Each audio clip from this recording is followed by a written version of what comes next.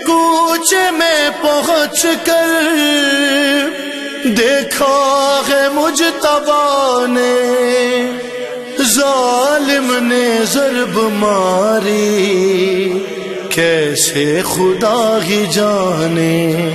بنت نبی زمین پر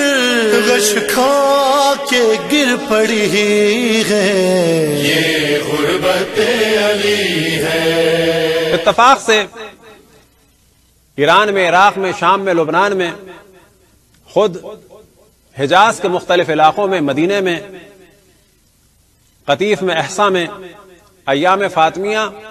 طویل عرصے سے بڑے اہتمام سے منائے جاتے ہیں، لیکن انڈیا اور پاکستان میں اتنا اہتمام نہیں تھا۔ لیکن اللہ سبحانہ و تعالیٰ کا شکر ہے کہ ان ایام کی اہمیت اب بڑھتی چلی جا رہی ہے۔ اسی طرح سے تقریباً 20 سال پہلے تک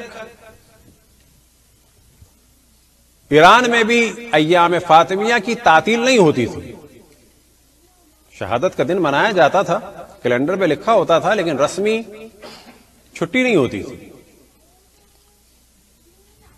جب آغا خاتمی پہلی دفعہ صدر بنے اور مراجع سے ملنے کے لیے آئے تو آیت اللہ العظمی شیخ حسین وحید خراسانی کے جو اس وقت کے بڑے علماء اور مراجع میں سے ہے، جب ان کی زیارت کے لیے گئے تو یہ واقعہ خود ہمارے استاد نے بھی ہمیں بتایا کہ جو اس نشست میں تھے اور ان کے چند دوست احباب بھی تھے۔ یہ واقعہ پہلی دفعہ ہمارے استاد نے آغا محمد ابن رضا نے، خداوند تبارک و تعالیٰ ان کو طول عمر عطا فرمائے، ہمیں اپنے درس میں بتایا، اور یہی واقعہ بعد میں اخبار میں نشر ہوا محمد ابتہی کے نام سے۔ وہ واقعہ کیا تھا کہ پہلے نشست ہوئی آغا وحید خراسانی کی آغا خاتمی کے ساتھ عام کمرے میں، بعد میں آغا وحید خراسانی نے کہا کہ میں کچھ خاص بات کرنا چاہتا ہوں۔ یہ لوگ چلے گئے، تقریباً 25 سے 30 منٹ کے بعد یہ دونوں کمرے سے باہر نکلے، دونوں کی آنکھیں سرخ ہو رہی تھیں، اور سب کے بقول کہ آغا خاتمی کی حالت جو ہے وہ بالکل ہی بدل چکی تھی۔ اور جیسے ہی قم سے واپس گئے وہ تہران، تو فوراً انہوں نے اعلان کیا پارلیمنٹ کے اجلاس کا، اور اس اجلاس میں جس چیز کو ڈسکس کرنا تھا، جس چیز کے بارے میں رائے لینی تھی، وہ تھی جناب سیدہ سلام اللہ علیہا کی شہادت پر تعطیل۔ وجہ یہ تھی کہ اس زمانے میں دنیا کے مختلف علاقوں میں جناب سیدہ سلام اللہ علیہا کی شہادت کو رد کیا جا رہا تھا، اور اسی زمانے میں کتاب سیستان و بلوچستان میں پاکستان کی مدد سے اور وہاں سے چھپ کر پہنچی تھی، فاطمہ زہرا از ولادت تا افسانہ شہادت، کہ فاطمہ زہرا ولادت سے لے کے جو شہادت کی کہانی بنائی ہے اس وقت تک، یعنی جناب سیدہ کی شہادت کی داستان کو اور واقعے کو افسانہ کہا گیا تھا۔ جب یہ سلسلہ شروع ہوا تو ان دو مراجع نے اس جانب توجہ دلائی، آیت اللہ العظمی وحید خراسانی اور آیت اللہ العظمی شیخ جواد تبریزی کے جو دنیا سے گزر گئے، خداوند تبارک و تعالیٰ ان کے درجات کو بلند سے بلند فرمائے، آیت اللہ العظمی وحید خراسانی کو طول عمر عطا فرمائے۔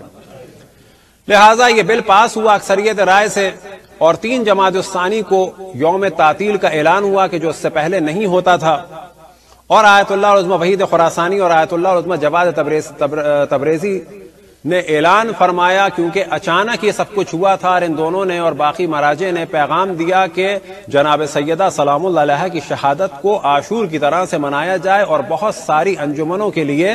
اور امام بارگاہوں کے لیے اس کو ایک دم سے منانا اور اس کی پلاننگ ان کے لیے ممکن نہیں تھی۔ لہٰذا اب دونوں نے اور مختلف مراجع نے اعلان فرمایا کہ جس انجمن کو بھی، جس امام بارگاہ کو بھی، جس ہیئت کو بھی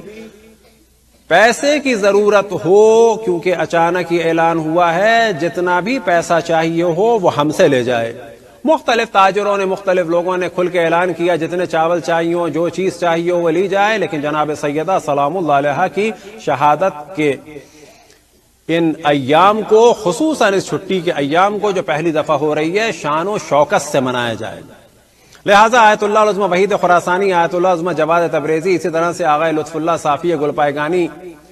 اور دیگر مراجع عظام اور خصوصاً یہ دو ہستیاں اپنے گھر سے لے کے حرم حضرت معصومہ سلام اللہ علیہا تک ننگے پیر جانا انہوں نے شروع کیا تاکہ جناب سیدہ سلام اللہ علیہا کی شہادت کو اجاگر کیا جائے۔ بعد میں جناب آغا وحید خراسانی نے فرمایا کہ ہم نے ایران کی حد تک